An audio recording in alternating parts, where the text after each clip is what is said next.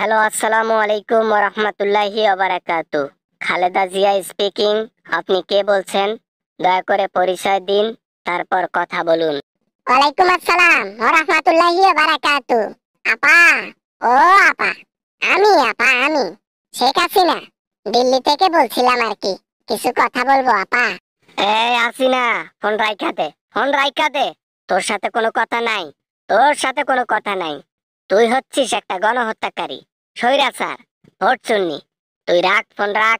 না আপা, না আপা, আপনার পায়ে পড়ি আপা, আপনার হাতে ধরি আপা, প্লিজ আপা। সামনে নির্বাচন আপা, একটু যদি সাপোর্ট করেন তাহলে হয়তো বাংলাদেশে যাইতে পারি আপা। আপা, মাথার মধ্যে কি সিট নাকি? হ্যাঁ, আমার পায়ে ধরিস, আমার হাতে ধরিস, মিল লাগাইতে আইসস? তোর মিল জায়গা মতো দে। রাখ, তুই ফোন রাখ। না আপা, না আপা, আপনি যা বলেন বলেন, আমি মাথা পেতে নেব আপা। দরকার পড়লে আমি আপনার ওই ঘরের বাথরুম সাফ করে দিব, সব কিছু করে দিব। ঘরের কাম করনি থাকবো আপা, আমারে নিয়ে যান আপা। বাংলাদেশের 18 কোটি মানুষের গিয়া বাথরুম সাফ কর। বাংলাদেশের 18 কোটি মানুষের গিয়া পায়ে ধর, হাতে ধর। তারা দেখ মাফ করে দেয় কিনা।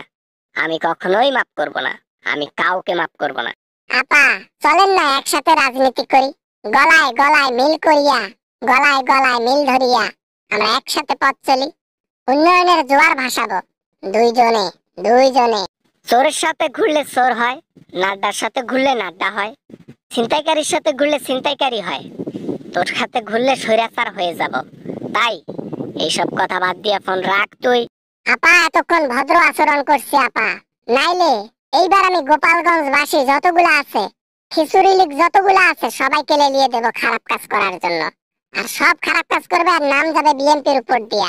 তখন কেমন হবে আপনার রেপুটেশনের? উপরে এক আল্লাহ আছে, নিচের মধ্যে মানুষ আছে, ভালোবাসার মানুষ। যারা আমাদেরকে ভালোবাসে তারাই আমাদেরকে রক্ষা করবে। আল্লাহ আমাদেরকে রক্ষা করবে। যা করার করতে পারিস কর। করবো তো, অলরেডি শুরু হয়ে গেছে তলে তলে। যত খারাপ কাজ করব সব বিএনপির নামে দিয়ে চালাই দেব। সবাইকে বলে দিয়েছি, এক প্যাকেট করে খিচুড়ি দিয়েছি, ধরা খেলেই বলবি যে আমি বিএনপি করি। Very good, very good. চালাও, যেভাবে চালা লাগে চালাও। তোমার দুর্নীতি একদিন সবল হবে না, একদিন পতন হবে। ওই দুর্নীতি করে কয়দিন থাকবা দিল্লিতে? আসতেই হবে দেশে। দেশে যাব না আপা, দেশে যাব না, কোনোদিনও যাব না। ক্ষতি শুধু বাইরে থেকে করব, জনগণকে শান্তিতে থাকতে দেব না।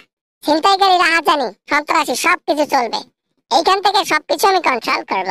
কয়দিন আর করবি? বয়স হয়ে গেছে না? এতদিন তো দেশের মধ্যে রাজত্ব করছিস, জনগণ তারাই দিছে। এখন যেটা করবি খারাপ কাজ, এটার প্রতিদান আল্লাহ তাআলা তোর মৃত্যু দিয়ে দেবে। বুঝিস নাই? আমার মরণ নাই, আমার মৃত্যু নাই, আমি অমর, চির অমর। আমি কখনোই মরব না। আমি জনগণকে শান্তিতে থাকতে দেব না, তাদেরকে শান্তিতে ঘুমাতে দেব না। কয়দিন আর এইভাবে চলবি? একদিন না একদিন বাংলাদেশে ফিরতেই হবে। সেই দিন তোর শেষ দিন হবে। প্রশাসন নয়, জনগণে তোর জীবন নেবে। জনগণে তোর জীবন নেবে।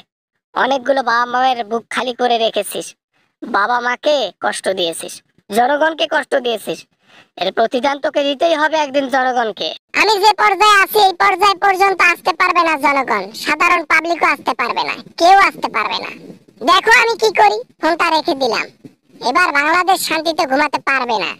যাও যাও যাও, ভিখারির থালি হাতে নিয়া দিল্লিতে ভিক্ষা করো। ওটাও একটা জেলের সমান। দিল্লিতে একটা রুমে বন্দি আছো, তোমাকে কি বিলাসিতার জীবন দেবে মোদি? কখনোই না। Good bye.